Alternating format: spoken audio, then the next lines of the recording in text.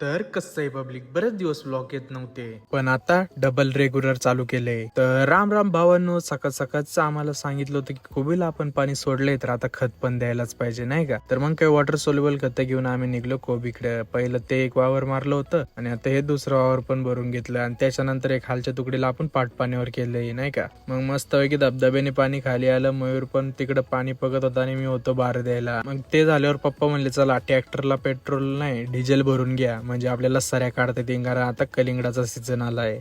मग काय भावानं डिझेल टाकून ट्रॅक्टर सऱ्या काढतच होता, पण पप्पा म्हणले का नीट साऱ्या पडत नाही, मागं वजन द्यायला लागल. मग मला उभं केलं. मग काय ते झालं काम. ते काम झाल्यावर म्हणलो आता संपलं काम. पण कसलं काय भावानं, सायंकाळच्या वेळी किरण भाऊ आले होते शिपायला. पण औषधं काढताना समजलं की स्टिकरची बाटलीच नाहीये. मग आम्ही निमगावला स्टिकरची बाटली घेऊन आलो. येताना काय भारी वातावरण होतं. मग काय किरण भाऊनी चालू केलं शिपायला, आणि मग मस्तपैकी त्यांची बायको त्यांना औषध देत होती. आणि त्यांनी तो आज का वर्कआउट खत्म. मिलते अगले व्लॉग में. लाइक शेयर एंड सब्सक्राइब नक्की करून जावा भावांनो. धन्यवाद.